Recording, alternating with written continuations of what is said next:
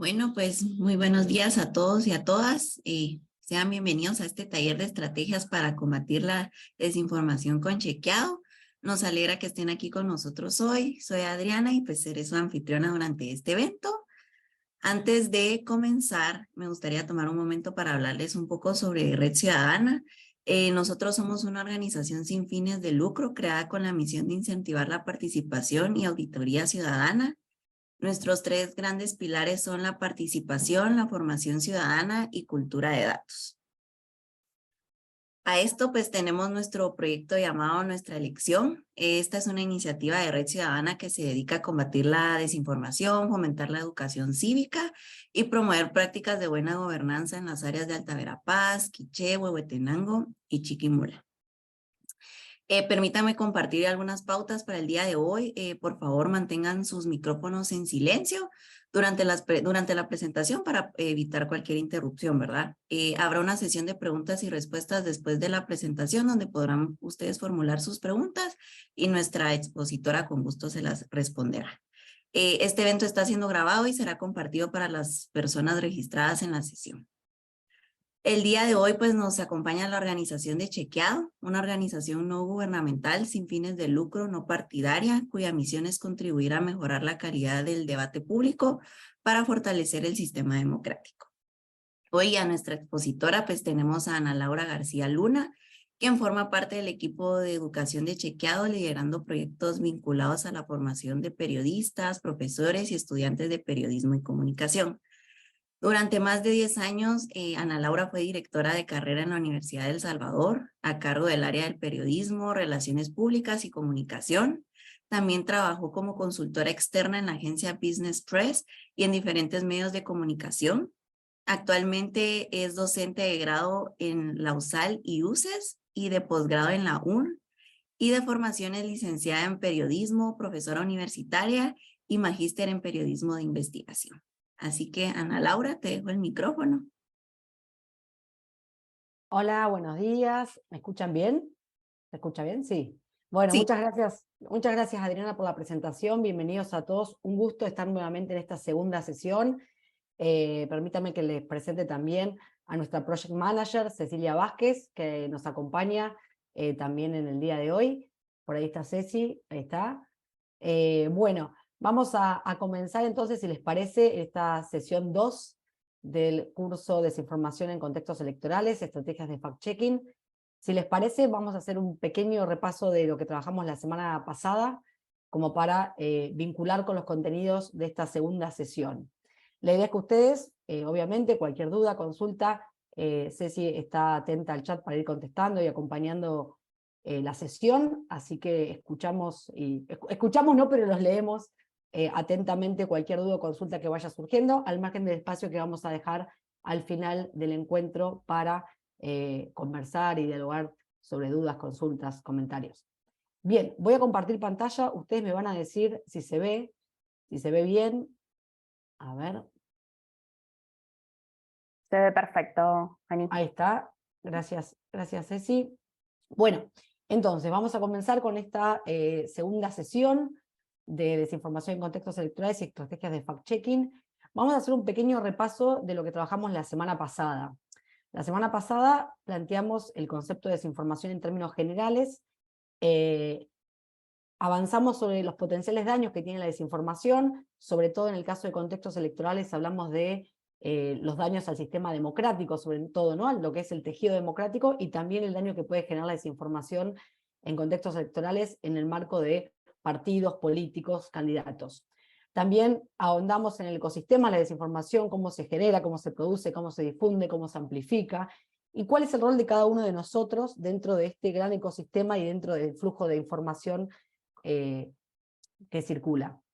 Trabajamos sobre las narrativas desinformantes específicas del contexto electoral, hablamos de 4 tipologías, seguramente recordarán que tienen que ver con las tipologías vinculadas a el fraude, vinculadas a el momento de llevar adelante la votación, el momento también de generar condiciones para ir a votar, algunas de las dinámicas que se van repitiendo, no solamente en un país, sino en todos los países de la región. ¿Se acuerdan que cuando hablábamos de narrativas desinformantes, hablábamos de una sistematización de algunos fenómenos que se van repitiendo de país en país, y que eso es lo interesante, ¿no? Ver cómo en nuestros países algunas narrativas se van replicando con mínimos cambios, con mínimas modificaciones, y por qué es importante estar atentos también a lo que pasa en la región, ¿no? Porque eso que pasa en la región en términos de desinformación, seguramente en nuestro país, en un contexto electoral, puede o va a suceder, ¿no? Obviamente con el cambio del candidato, con el cambio del partido, con el cambio de alguna modificación en el proceso electoral que va a tener que ver con la particularidad de cada país, pero esto sucede de país en país, y por eso es importante este tipo de encuentros, este tipo de talleres, para estar atentos, ¿no?, a lo que nos puede pasar o nos está pasando en nuestros países. También hablamos de algunas estrategias de monitoreo. ¿Se acuerdan que hablamos de, bueno, registrar algunas tendencias que aparecen, por ejemplo, en Google Trends, o que aparecen, o que podemos llevar adelante, o que podemos visualizar en, por ejemplo, TweetDeck? Hablamos de algunas estrategias de circulación, sobre todo lo que tiene que ver con medir la viralidad a través de algunas herramientas como, por ejemplo, CrowdTangle. Y también estar atentos, ¿no?, al propio filtro burbuja, ¿no?, a la propia burbuja informativa, y esto, ¿no?, y animarnos a salir de esa burbuja en la que estamos, para estar atentos a lo que circula por afuera de nuestro propio circuito informativo. Y también hablamos de algunas estrategias de verificación, como pueden ser, en el caso de las imágenes, búsqueda inversa de imagen, o en el caso de los videos, como puede ser InVid. Y dentro de InVid, ¿se acuerdan que vimos también algunas otras búsquedas de imagen, como por ejemplo la de Bing, la de Yandex, T-Nice? O sea, son todas herramientas y posibilidades que ustedes tienen para explorar. Obviamente, cuando nosotros hablamos de desinformación y de llevar adelante estrategias, las estrategias no solamente tienen que ver con utilizar una herramienta digital, sino que tiene que ver básicamente con estar atentos a otras cuestiones más macros, como por ejemplo, cuando hablamos de esto, ¿no?, ¿qué podemos hacer frente a la desinformación? Por un lado, estar atentos a los detalles de nuestro sistema electoral, ¿no? Cada país tiene sus particularidades, y por eso es importante conocer en profundidad, sobre todo para adelantarnos a esos vacíos informativos. ¿Se acuerdan que charlábamos la semana pasada esta idea de, bueno, sobre todo en el primer de los tres momentos, el preelectoral, la elección propiamente dicha y postelectoral? En el preelectoral muchas veces circula desinformación que tiene que ver con el propio sistema electoral, y muchas veces esa desinformación ocupa lugares, ¿no?, llena vacíos informativos que tienen que ver con algo de la dinámica del mismo proceso electoral, en donde nosotros es importante que estemos atentos a generar contenidos para suplir esos vacíos y que no sean ocupados por la desinformación. Entonces, cuando hablamos de estrategias, las estrategias son varias, ¿no? O sea, por un lado, esto de conocer el sistema electoral y generar contenidos para informar a nuestras audiencias sobre cómo es el sistema electoral, recordar las particularidades de nuestro propio sistema electoral. También, obviamente, utilizar herramientas digitales como las que compartimos la semana pasada, y también podemos recurrir a utilizar el método. Uno de los métodos que nosotros utilizamos en lo que es el proceso de verificación de datos, verificación del discurso público, verificación también de el contenido desinformante. Y hoy la idea es avanzar, ahí está, con dos de los métodos que nosotros utilizamos en Chequeado. Y que en general son métodos que se utilizan en las organizaciones de fact-checking, con alguna pequeña modificación dependiendo del país, pero que en general lo que permiten es sistematizar la manera en la que vamos a trabajar con ese contenido. Si bien obviamente no se resuelve en una sesión todo lo que tiene que ver con el método y con el llevar adelante un proceso de fact-checking, pero sí es importante, y esto sí se puede utilizar en la tarea diaria, incorporar algunas herramientas de fact-checking, ¿no? Quizás uno no tiene como objetivo final ser un fact-checker, o que su medio haga necesariamente notas de fact-checking, notas verificadas, pero sí tiene la intención de incorporar herramientas, incorporar algo de la sistematización del método para la tarea diaria. Entonces, la propuesta tiene que ver con eso, ¿no? Con, bueno, conocer cuáles son los métodos y luego hacer la traslación a la tarea diaria, ¿no?, que uno hace como periodista en el momento en el que se encuentra con ese tipo de contenido. Ahora bien, acá es importante distinguir, y voy a ir despacio porque este punto es importante. Ustedes, si voy muy rápido, a veces se me va a avisar, porque a veces arranco, pero sé si me va a avisar si voy muy rápido, porque esto es importante que quede bien claro. Nosotros vamos a distinguir dos tipos de contenido. Los tipos de contenido se van a corresponder con un tipo de método. Van a ver cuando avancemos que los métodos no son tan diferentes, los dos métodos que utilizamos. Sin embargo, hay una pequeña pista que nos permite determinar si vamos a usar un método o el otro. ¿Y con qué tiene que ver? Tiene que ver sobre todo con identificar si nosotros sabemos cuál es la fuente que lo originó o no. Entonces, vamos a decir que en el caso de los contenidos sospechosos que circulan en redes sociales, sistemas de mensajería, etcétera, cuyo autor es desconocido, vamos a utilizar el método contra la desinformación. Ustedes saben que lo que trabajamos la semana pasada tuvo que ver con, sobre todo, desinformación que circula, que no está necesariamente generada por un candidato. Entonces, todo lo que tiene que ver con desinformación que circula, donde nosotros no conocemos la autoría, vamos a utilizar el método contra la desinformación viral. Ahora, cuando nosotros nos encontramos con un contenido que fue generado por una figura pública, un candidato, por ejemplo, es decir, que está identificada la fuente, es decir, que es una declaración de una figura pública, de un candidato, de un referente dentro de lo que es el ámbito político, vamos a utilizar el método de verificación del discurso público. Como les decía, la principal diferencia entre uno y el otro es que en el caso de la desinformación, cualquier agente desinformante puede generar esa circulación, y en el caso del método de verificación del discurso público, nosotros verificamos la declaración de una persona que podemos identificar, que sabemos cuál es el nombre y el apellido.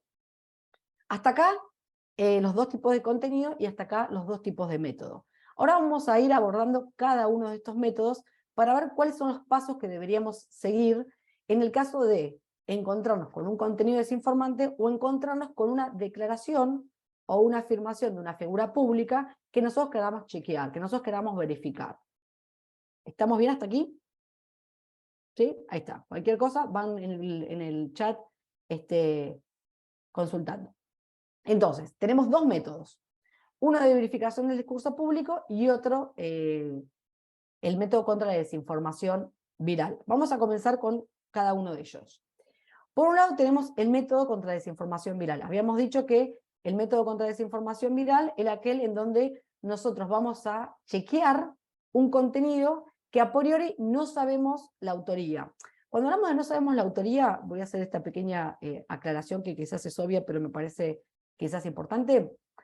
No significa que no sepamos que hay un perfil de Twitter que publicó una desinformación. Sí, quizá tenemos el nombre de ese perfil de Twitter, pero esa persona, si no forma parte, o sea, no es una figura pública, la consideramos como un agente desinformante más y lo consideramos como una desinformación donde tenemos que aplicar este método. Entonces, lo primero que hacemos es seleccionar ese contenido.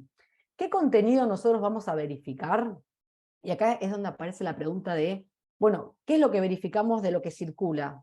Bueno, verificamos en función de algunos parámetros, ¿no? Que tienen que ver, por un lado, que sea factual, es decir, que sea algo, que sea un hecho, que sea algo que nosotros podemos llegar en concreto a verificar con otra fuente o con algún tipo de contenido.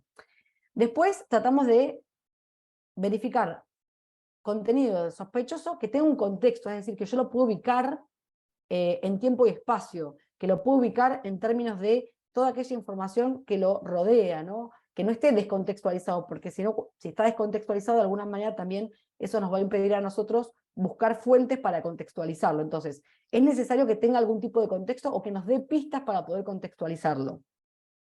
Por otro lado, tiene que tener interés en el ámbito público, es decir, que sea algo que impacte o que tenga, ¿se acuerdan lo que hablábamos la semana pasada? Que tenga algún tipo de relevancia, que eso que circula pueda llegar a tener algún tipo de relevancia en términos de daño, ¿no? Que sea importante y que por eso nosotros lo tengamos que verificar.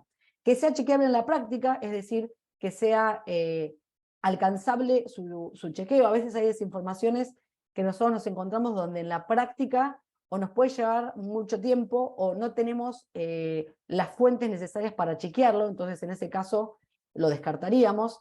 Y además que se pueda analizar de manera completa, es decir, en casos donde hay texto y foto o video, que podamos chequear no solamente el texto y la foto, sino también si está acompañada por más de un elemento, que podamos chequear cada uno de estos. ¿Y por qué esto es importante? Porque, por ejemplo, a veces, sobre todo, no sé, si pensamos en desinformaciones donde aparece un video y aparece un texto, por ejemplo, pensemos en un posteo de Twitter, que tenés un texto y tenés un video. Quizás el video es un video real, es decir, es un video verosímil, es un video que no fue manipulado, sin embargo, el texto que acompaña ese video es el que es falso. En ese caso, vos vas a chequear el video y el video va a ser verdadero, o sea, el video no está manipulado ni editado.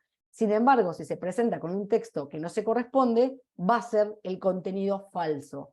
En ese caso, por ejemplo, podríamos hablar, no sé, creo que siempre es muy gráfico, por ejemplo, porque sucedió con mucha frecuencia el caso de la guerra de Ucrania. En el caso de la guerra de Ucrania se utilizaban fotos de soldados de otras guerras para desinformar respecto de alguna situación de la que estaba viviendo de lo que se estaba viviendo en la guerra. A ver, la foto era verdadera, la foto sí era un soldado, pero quizá no era de ese contexto en el que se estaba publicando el posteo. Por eso es importante analizar todos los elementos que forman parte de ese contenido. Ahora bien, cuando nosotros hablamos del método, hablamos de un método en donde primero vamos a seleccionar el contenido de las redes y vamos a ponderar la relevancia. Esto que conversábamos, ¿no? Cuando hablamos de relevancia estamos identificando si es un contenido importante, es un contenido que puede llegar a tener algún tipo de impacto en el ámbito público. Luego vamos a consultar, en el caso de que sea identificable, a la fuente que, por ejemplo, posteó o a la fuente que generó la circulación de ese contenido.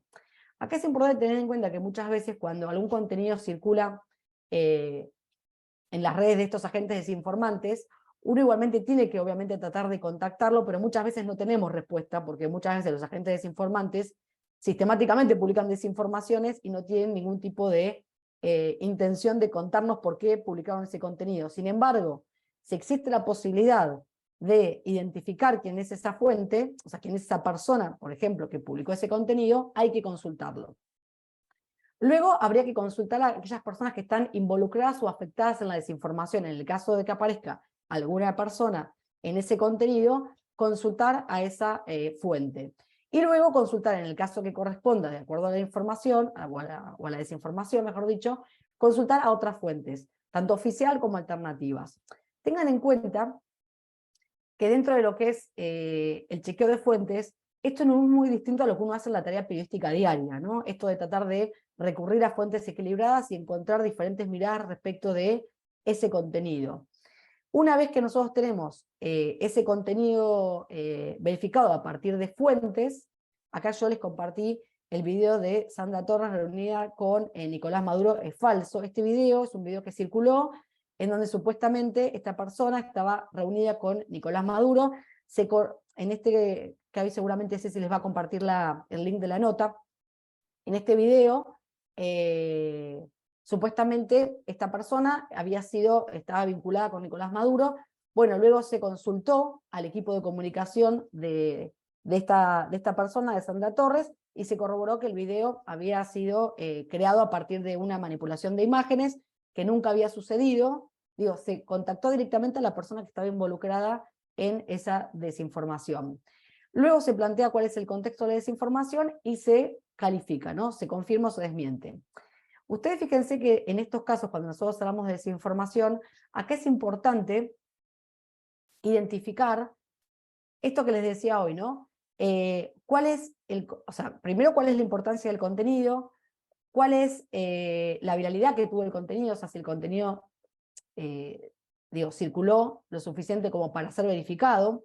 Luego consultar a las fuentes que aparecen en ese contenido y obviamente nosotros podemos aplicar, de acuerdo al tipo de contenido, si hay una imagen podemos utilizar una búsqueda inversa de imagen para llegar a ese original, si hay un video podemos utilizar algunas de las herramientas para corroborar que ese video no haya sido utilizado en este contexto, y si hay personas involucradas en ese video, también podemos, o en esa imagen, también podemos consultarlas.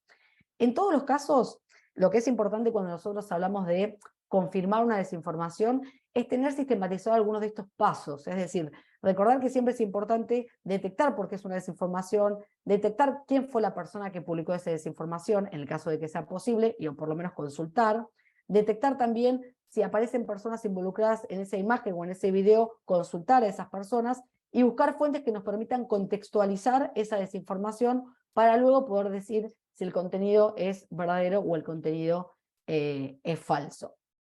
Ahora bien, antes de pasar al otro método que tiene que ver con discurso público, es decir, con declaraciones de figuras públicas, me gustaría corroborar si hay alguna duda o consulta respecto a este método. Ustedes fíjense que en este método aparece la necesidad, en el momento de decidir si voy a corroborar a través del método este contenido o no, de cumplir con algunas variables, ¿no? Cuando nos preguntan, bueno, pero ustedes verifican todo, chequean todo. No, en realidad es imposible verificar todo. Nosotros tomamos ese contenido sospechoso y lo verificamos cuando cumple con alguna de estas variables. Es decir, cuando cumple con esta idea de, bueno, se viralizó, tiene relevancia, tiene impacto, tenemos la posibilidad de chequearlo con otras fuentes, tenemos la posibilidad de consultar si aparecen personas involucradas en ese contenido. No todo el contenido, al margen de que nos puede parecer sospechoso, es susceptible de ser verificado, es susceptible de ser chequeado. Entonces, es importante tener este primer punto, tener esta primera variable clara para determinar si lo vamos a corroborar o no. No sé si hay alguna duda. Acá Cecilia nos pregunta, no me quedó claro lo de Sí. contextualización. Sí, sí. Cuando hablamos de contextualización, hablamos sobre todo de aquellos casos en donde, por ejemplo, cuando recién les comentaba lo de la foto, por ejemplo, de Ucrania, una foto de Ucrania, mejor dicho, un posteo de la guerra de Ucrania en donde la foto es de soldados de Ucrania, pero de otro contexto bélico. Bueno, nosotros en ese caso donde el posteo, por ejemplo, el texto vincula esa foto con la situación de la guerra de Ucrania actual, pero en realidad la foto es de otro momento. Cuando hablamos del contexto, hablamos de explicar en qué contexto se generó esa foto. Entonces, si esa foto es del conflicto de Crimea, no es el conflicto actual, entonces yo debería, por ejemplo, en ese caso, contextualizar explicando cuál es el contexto, valga la redundancia, cuál es el contexto real de la foto. Si yo voy a decir que esa foto no se corresponde con ese texto o con ese posteo, yo debería explicar cuál es el contexto. Si yo voy a decir que ese video es falso, debería explicar cuál es el contexto de ese video. En ese caso era un video que había sido manipulado, armado con fotos de archivo, en donde que no tenía nada que ver con la situación real de un encuentro. El contexto lo que te permite es explicar cuál es la situación veraz, real, de alguno de los elementos que forman parte de la desinformación. En el caso de la manipulación de imágenes también, muchas veces en las fotos se manipulan dos contenidos para generar un contenido desinformante y quizás los dos contenidos que se utilizaron originales forman parte de un contexto que uno debería explicar. No sé, cuando aparecen esos casos donde unen candidatos y esos candidatos nunca se reunieron, la foto original de un candidato y la foto del otro existieron en algún evento político, por ejemplo, en un contexto que uno podría explicar, pero nunca estuvieron juntos. Entonces, el contexto tiene que ver con explicar cuál es el contexto real de eso que yo estoy diciendo. Esta foto no es verdadera porque en realidad el contexto real de esta foto fue este o aquel. Ustedes tengan en cuenta que, y está buenísima la pregunta, gracias Cecilia, ustedes tengan en cuenta que, esto yo se los compartía la semana pasada, ¿no? La desinformación se apoya en contenidos verosímiles. Entonces, en general, ese contenido verosímil a partir del cual se construyó la desinformación, uno puede rastrearlo, o debería poder rastrearlo para poder contextualizarlo y explicarlo. Porque alguien puede decir, ah, pero yo esa persona en ese lugar yo la vi en una foto. Sí, estaba esa persona en ese lugar, en esa foto, pero la persona que le pusieron al lado, dentro de lo que fue la edición de la imagen, no estaba.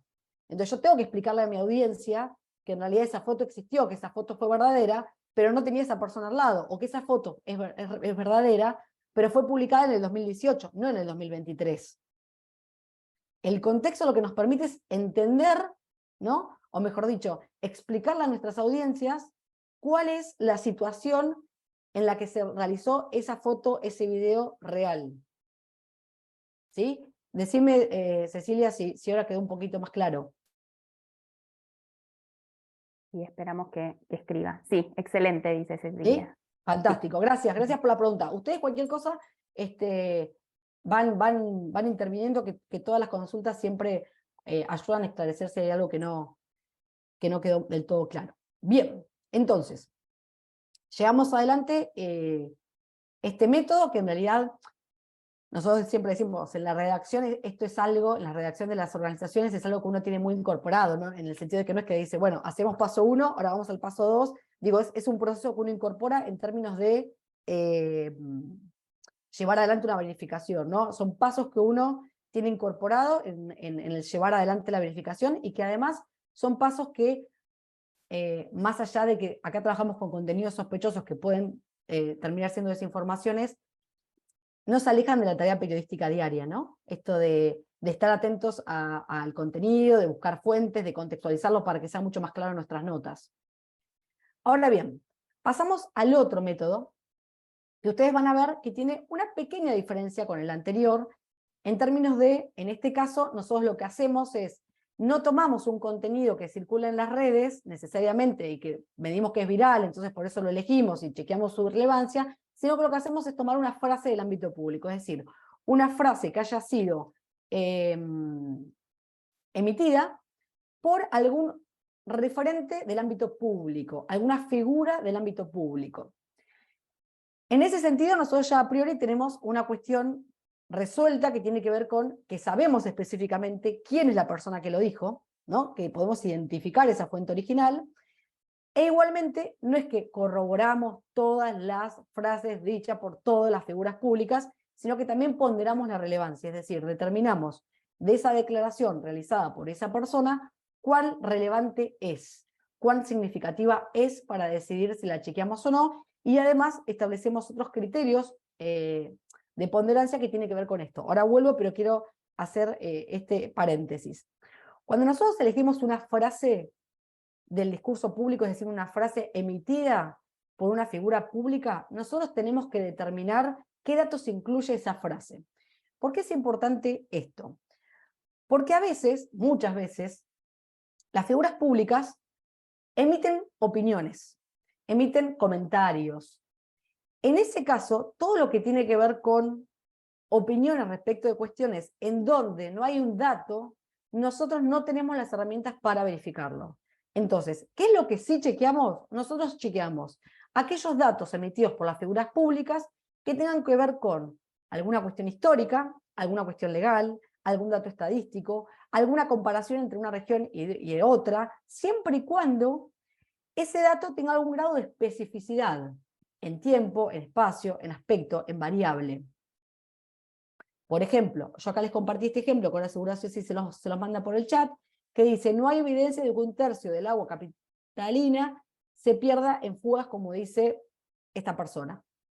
Acá hay algo concreto, hay un dato concreto, y de hecho cuando se hizo la verificación, en la verificación se corroboró que no se construye, o sea que no existe ese dato para poder asegurar ese dato, o sea que no existe un contenido anterior, por ejemplo en este caso datos de la entidad que regula el agua, para decir que ese tercio de agua se pierde por fugas. Es algo concreto, es algo factible, es algo factual, es un hecho que uno puede corroborarlo con otro dato.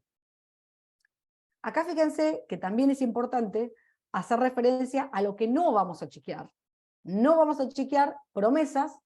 Esto es un buen punto en este contexto electoral, porque en general nuestros candidatos suelen hacer promesas. Las promesas no las podemos chequear, ¿pero por qué? Porque la promesa es algo que va a suceder de acá al futuro. Entonces, si va a suceder de acá al futuro, no tenemos variables concretas para medirlo. Sí podemos chequear una vez que se cumplió el tiempo de la promesa. Si nosotros decimos que en 10 años vamos a poder duplicar la matrícula escolar, cuando pasen los 10 años, ahí sí podemos ver si la promesa se cumplió o no. Pero a priori no la podemos chequear. Tampoco podemos chequear frases que no tengan especificidad, como por ejemplo, que no tengan ni variables o un aspecto a chequear, ni tampoco podemos chequear, como les decía, ni valoraciones ni opiniones. Es decir, todo lo que tenga que ver con verbalizaciones de candidatos donde no hay alguno de los datos que nosotros recién mencionamos, no los podemos chequear. Nosotros deberíamos descartarlo a priori. Ustedes pueden preguntarse, bueno, pero a veces los candidatos hacen promesas infundadas, los candidatos hacen promesas que son mentiras, los candidatos dicen frases que son mentiras generales, los candidatos hacen valoraciones que sabemos a priori o podemos imaginar que no son verdaderas. Sin embargo, si nosotros no tenemos datos, no podemos verificar. Entonces, acá es importante en este punto que cuando nosotros hablamos de seleccionar la frase del ámbito público, esa frase cumpla con estos requisitos que les compartí. Y todo aquello que no cumpla con esos requisitos los descartamos. ¿Por qué? Porque si nosotros elegimos una frase que no tenga un dato, ¿de qué manera nosotros vamos a poder encontrar la mejor evidencia posible para corroborar o refutar ese dato? ¿Me explico? Yo estaría, si estoy eligiendo una frase que tiene que ver con una opinión, ¿de qué manera yo corroboro una opinión? ¿Con otras opiniones? No es una manera de verificar un contenido. Las opiniones no se verifican, lo que vos podés verificar es un dato concreto porque vas a recurrir a fuentes que te permitan sostener o refutar ese dato. ¿Sí? Entonces, cuando nosotros hablamos de hacer fact-checking, que fact-checking específicamente tiene que ver con verificar el contenido del discurso público, estamos hablando de un formato en donde tomamos una frase y la contrastamos con la mejor evidencia posible. La mejor evidencia posible tiene que ver con contrastarla con los mejores datos posibles disponibles. Si acá un candidato hace referencia a una cuestión que tiene que ver con el porcentaje de agua que se fuga, y el ente regulador te dice, ese dato no lo tenemos medido, no hay manera, no hay manera de considerar verdadero ese dato emitido por ese candidato si las fuentes que construyen ese dato te dicen ese dato no está registrado. Entonces, de hecho, en esta nota se le preguntó a la fuente de dónde obtuvo ese dato para decir eso, y dijo que en realidad ese dato lo obtuvo de un asesor de su equipo que conoce mucho la temática. No es un dato, es la opinión de un asesor de su equipo. Digo, tomo este ejemplo como puedo tomar cualquier otro ejemplo donde nuestros candidatos o nuestros políticos hacen referencia a cuestiones que no están sostenidas por datos. Entonces, cuando seleccionamos esta frase, la seleccionamos del ámbito público y corroboramos que cumplan con algunos de estos requisitos que recién mencionamos. Si cumple con alguno de estos requisitos que recién mencionamos, podemos determinar, bueno, la vamos a corroborar porque vamos a poder, a priori por lo menos, o creemos que vamos a poder encontrar la mejor evidencia posible para confirmar o para desmentir. Luego vamos a ponderar, como les decía, la relevancia. Acá tiene que ver con, bueno, cuál es el impacto de eso que se está diciendo, ¿no? Si es